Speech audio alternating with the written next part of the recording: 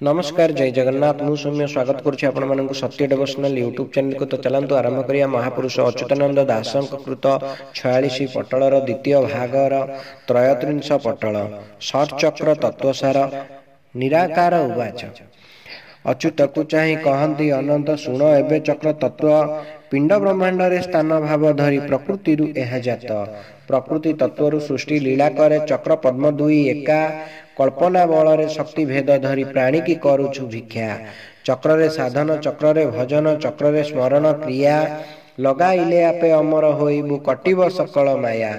चक्र अटे बल चक्र अटे शक्ति चक्र अटे विद्या बुद्धि जोगी जानी पारे जोग साधना रे चक्र हुए आत्मशुद्धि। से चक्र महिमा अपार अनंत एकाग्रते मिले अंत मति चंचल रे ए विषम संधि न हेब केबे प्राप्त। अधारं गृह्य चक्रंतु स्वाधिष्ठानंच लिंगकं मणिपुरं नाभि चक्र हृदयंतु अनाहतं विशुद्धं कंठ चक्रंतु मृद्युन्तु ची सहस्रदलं चक्रभेदं मायाख्यात चक्रातीत नमो नमः। मूलाधार नाम अटे गृह चक्र लिंग नाम स्वाधिष्ठान मणिपुर बोली नाभि चक्र कहिए अटे शास्त्र विधान। हृदय चक्र नाम अनाहत विशुद्ध कंठ को कही पिंड ब्रह्मांडर शीर्ष स्थान गोटी सहस्र दल बोलाई। आखि जान पुणी ललाट देश रे आउ एक चक्र अछि ओंकार ध्वनि से चक्र भेद करी पुण्य ज्योति प्रकाशुची। ए भेद जानिले अमर होइबु गोटी गोटी देवा कही सूक्ष्म शक्ति भेद किए केउ रूपे सुन एबे मन देई। आगे तू आग गुरु धर चक्र अटे मूलाधार लिंग मूलर निम्न भागे गृह्य देश रे ऊर्ध्व दिगे। आधार बोली चक्र नाम मूलाधार कुकर मन। ए पद्म अधोमुखे थाए साधक ऊर्ध्वमुखे ध्याए लोहित वर्ण चारि दल सं सं सं ए चारि अक्षर सुषुम्ना धरी हुए लोभा दल दल के पाए शोभा।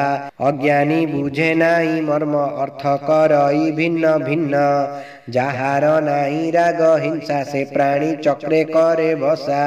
ए चक्र पीत वर्ण दले अपान पवन को धरे डाकिनी बाबू रहे टाकी हिडिंग बीज प्राण आत्मा रटी। मूषिक चक्र तुंडी स्थित कल्पना कला चारि मित से चारि मित चारि वर्ण नाग स्वरूप दुर्बा कर्म। ए चक्र मध्य गोपन रे पृथ्वी चक्र खेला करे ब्रह्मरंध्र को भेद करी नाड़ी रही जीव धरी। जोजन ए चक्र साधिव काया मायारु निस्तरिव शास्त्रज्ञ सिद्धि हेब सेहि ब्रह्म पदरे मन देई। पाइब सम्मान अधिक से विवे पाद बहु लोग जगत कल्याण करिब जन्म मरणु निस्तरिब। पूर्व पुण्यर थिले बल ए चक्र साधि पारे नर शुण सुजने देई मन द्वितीय तत्वर विधान। जे मन्ते निराकार कही अच्युत लेखनी रे रही से तत्व करिली बखाण ज्ञानी दोष मन घेन। ब्राह्मण कूले होई जन्म न जाने सेवा पूजा धर्म निराकार को करी आस भणई आर्त त्राण दास। स्वाधिष्ठान वा लिंग चक्र अनादि आति लिंग चक्र को स्वाधिष्ठान कहई पंडित सदन। ए चक्र षड दले थाए षड अक्षर चक्र बहे वर्ण भेद रे बभम जरल सहित मने हेज। सुषुम्ना चित्रणी की धरी रही चक्र को आवरी काम देव जे देव रूपे चक्र रे रही छंती आपे। श्लिंग बीज भजन हेउछि रक्त वर्ण रे विराजुछि कामाक्षी रति देवी तही डाहुक रूपी जाना रोही। व्याज वायु जेहिक कर्मे लीला करती निज धर्मे साधक जाने आग पछ कुप्राण विराजे प्रत्यक्ष। जे जन काम आशा तेजी ए चक्रे रही थाए मजी से जानी पारे ब्रह्म भाव चित्रिणी नाड़ीर स्वभाव।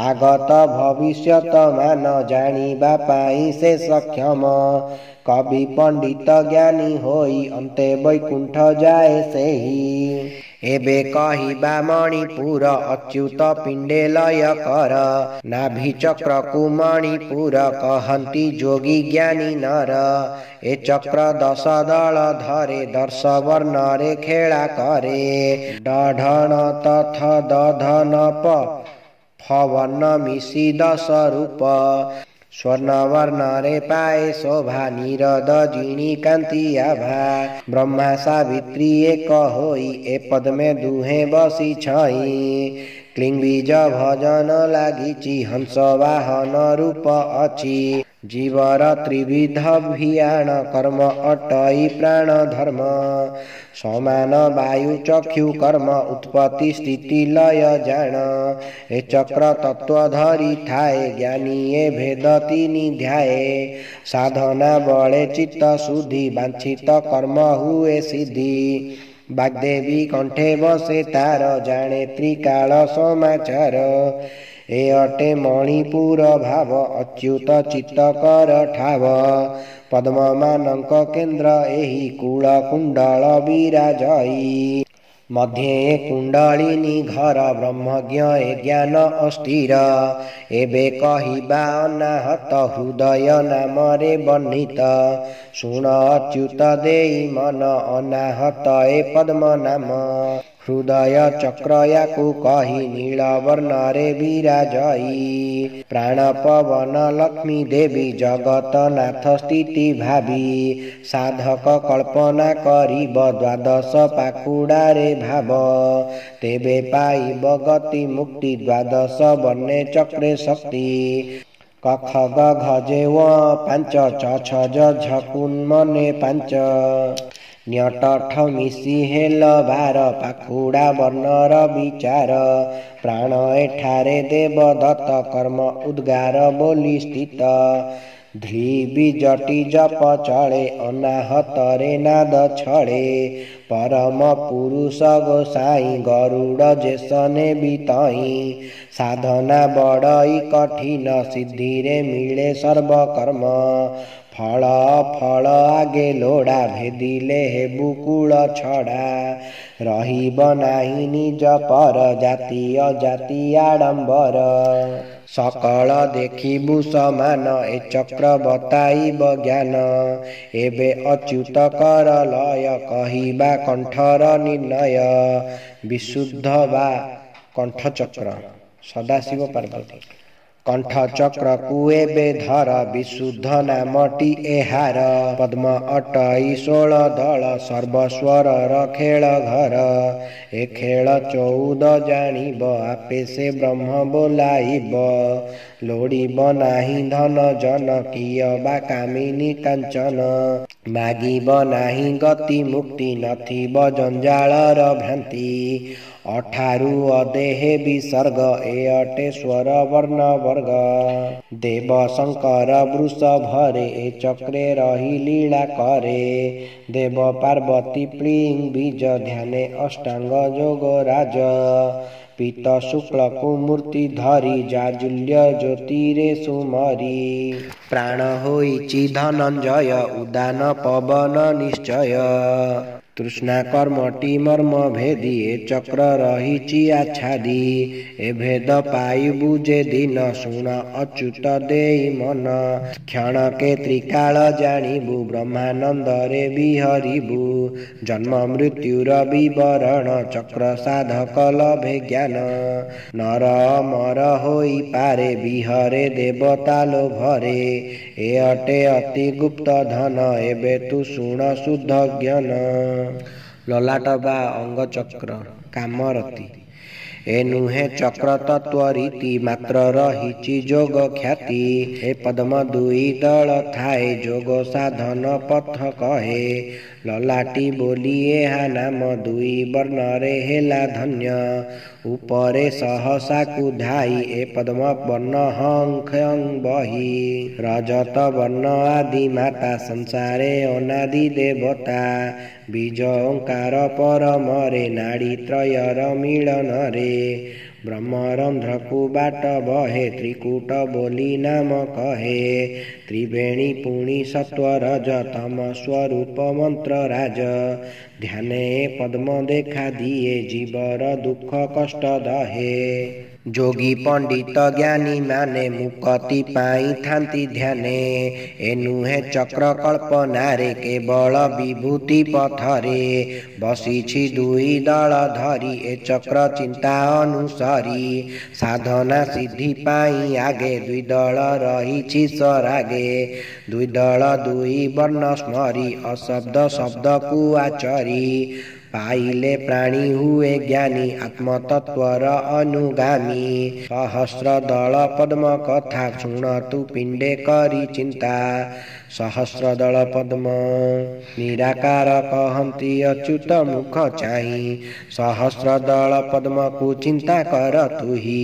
ଷଡ଼ ଚକ୍ର ଚକ୍ର ଭେଦ ସହସ୍ରାର ସ୍ଥାନ। ସଙ୍ଗିନୀ ନାଡ଼ି ଉପରେ ରହେ ବିଦ୍ୟମାନ। ସେ ସ୍ଥାନେ ଶୂନ୍ୟ ଅଟଇ ବିସର୍ଗ ଛନ୍ଦରେ। ସହସ୍ର ଦଳରେ ପଦ୍ମ ଅଧମୁଖ ଧରେ। ବାଳ ଅର୍କ ତେଜେ ଧରି କମନୀୟ କାନ୍ତି। ପଞ୍ଚାଶତ ବର୍ଣ୍ଣ ମାଳା ଏବେ ବିଚାରନ୍ତି। ତ୍ରିକୋଣ ଯନ୍ତ୍ର ଏ ଚକ୍ର କରେ ଅଧିଷ୍ଠାନ। ସହଜେ ତତ୍ତ୍ୱ କେବେ ହେବ ନାହିଁ ଜ୍ଞାନ। ନିର୍ଗୁଣ ପରମ ବ୍ରହ୍ମ ନିଶବଦ ଜପ। ଅଛି ନାହିଁ କୋଟି ସୂର୍ଯ୍ୟ ତେଜ ସମତାପ। ତ୍ରିକୋଣ ଯନ୍ତ୍ରେ 33 କୋଟି ଦେବ ମିଳି। ଗୁପ୍ତରେ ଅନାଦି ନାମ ଛନ୍ତି ଅନୁସରି। ନଥାଇ ସ୍ଥୂଳ ରୂପରେ ସୂକ୍ଷ୍ମରେ ଯେ ଲୀଳା। ସହସ୍ର ଦଳ ପଦ୍ମରୁ ମିଳିବ ସେ କଳା। ପରମ ବ୍ରହ୍ମ ନିରଞ୍ଜନ ସେ ଶୂନ୍ୟ ଅଟେ ତାଙ୍କ ସ୍ଥାନ। ଜ୍ୟୋତି ରୂପରେ ପ୍ରକାଶନ୍ତି ଅଜ୍ଞାନ ମୋହ ବିନାଶନ୍ତି। ଏ ପଦ୍ମେ ଛନ୍ତ ସହ ଦେବ ସକଳ ସୂକ୍ଷ୍ମ ତତ୍ତ୍ୱ ଭାବ। ଅଚ୍ୟୁତ ହେତୁ କର ମନ ପରମ ହଂସ ଯୋଗ ଧ୍ୟାନ। ସହସ୍ର ଦଳ ପଦ୍ମ ଭେଟ ଚକ୍ର ତତ୍ତ୍ୱରେ ସର୍ବଶ୍ରେଷ୍ଠ। ନାହିଁ ଏଠାରେ ଜୀବ ଭାବ ବ୍ରହ୍ମ ସ୍ୱରୂପ ସର୍ବଜୀବ। ଜୀବର ଜ୍ଞାନ କର୍ମ ବିଧି ଏ ପଦ୍ମ ଧରେ ନିରବଧି। ସେ କଥା ବୁଝାଇ ନ ଦେବା ତୋ ମନୁ କଳୁଷ ଦହିବା। ଏ ଚକ୍ର ଭେଦିବ ଯେ ନର ସେ ନିଶ୍ଚେ ହୋଇବ ଅମର। ବର୍ଣ୍ଣ 50 ଏଥୁ କ୍ଷରେ ସମଦ ବ୍ରହ୍ମ ରୂପ ଧରେ। ସାଧକ ସାଧନା ବଳରେ ମିଶଇ ପରମ ହଂସରେ। ମିଶି ସେ ହୁଏ ସ୍ୱୟଂ ବ୍ରହ୍ମ ନଥାଏ ମାୟା ଭାବ ଚିହ୍ନ। ଆହୁରି ଅଛି ମତ ଯେତେ ସେ କଥା ବୁଝାଇବା ତୋତେ। ଶିବସ୍ଥାନଂ ଶୈବ ପରମ ପୁରୁଷ ବୈଷ୍ଣବ ଗଣାଃ ବଦନ୍ତୀତି ପ୍ରାୟୋ ହରିହର ପଦଂ କେଶବ ପରେ। ପଦଂ ଦେବ୍ୟା ଦେବୀ ଚରଣଂ ଯୁଗଳାନନ୍ଦ ରସିକାଃ। ମୁନୀନ୍ଦ୍ରାତପନ୍ୟୈ ପ୍ରକୃତି ପୁରୁଷ ସ୍ଥାନ ମିଳନଂ। ସହସ୍ର ଦଳର ଶୂନ୍ୟ ଶିବ ସ୍ଥାନ ଭିନ୍ନ ମତେ ଭିନ୍ନ ନାମ। ଏହାକୁ ସାଧନ କରନ୍ତି ସକଳେ ଏକୁ ନୁହେଁ କିଛି ଆନ। ଶିବ ଭକ୍ତମାନେ ବିଚାର କରନ୍ତି ପରମ ପୁରୁଷ ଘର। ବେଦାନ୍ତ ଭକତ ବୈଦାନ୍ତିକ ମାନେ ହରିହର ସ୍ଥାନ କହି। ଶକ୍ତି ଉପାସକେ ସହସ୍ର ଦଳକୁ ଦେବୀ ସ୍ଥାନ ବୋଲି ଧ୍ୟାଇ। ରସିକ ଭକତ ଯୁଗଳାଙ୍ଗ ହର ପାର୍ବତୀ କ୍ଷେତ୍ର ବୋଲନ୍ତି। ମୁନି ଜ୍ଞାନୀଗଣ ପ୍ରକୃତି ପୁରୁଷ ନିର୍ମଳ କ୍ଷେତ୍ର ଚିନ୍ତନ୍ତି। କେଉଁ ଭାବରେ ଭାବନା କରିବ ସବୁ ଶେଷେ ହୁଏ ଏକା। ଏହାକୁ ପାଇଲେ ଭେଦାଭେଦ ଜ୍ଞାନ ନଥିବ ଜଞ୍ଜାଳ ଦକା। ସେହି ଏକା ପାଇଁ ମନ ବଳା ତୁହି ଏ ଅଟେ ଚକ୍ରର ତତ୍ତ୍ୱ। ଚକ୍ର ତତ୍ତ୍ୱ ଭେଦ ମୂର୍ଖେ ନ କହିବୁ ରଖିବୁ ସଦା ଗୁପତ। କହଇ ଆର ତତ୍ରାଣ ଦାସ ମୁହିଁ ଦିନେ ତତ୍ତ୍ୱ ନ ଭଜିଲି। ନିରାକାର ପାଦେ ରକ୍ଷିଣ ମାନସ ସଂସାର ଛନ୍ଦେ ପଡ଼ିଲି। ଇତି ଶ୍ରୀ 46 ପଟଳେ ଅଚ୍ୟୁତ ନିରାକାର ସମ୍ବାଦେ ଷଟ ଚକ୍ର ତତ୍ତ୍ୱ ସାର ବର୍ଣ୍ଣନେ ନାମ 33 ପଟଳ। ଯଦି ଆପଣମାନଙ୍କୁ ଆମର এই ଭିଡ଼ିଓଟି ଭଲ ଲାଗିଥାଏ ତେବେ ଆମ ଚ୍ୟାନେଲକୁ ଲାଇକ୍ ସେୟାର ସବସ୍କ୍ରାଇବ୍ କରିବାକୁ ଅନୁରୋଧ। ଜୟ ଜଗନ୍ନାଥ, ଜୟ ପଞ୍ଚସଖା।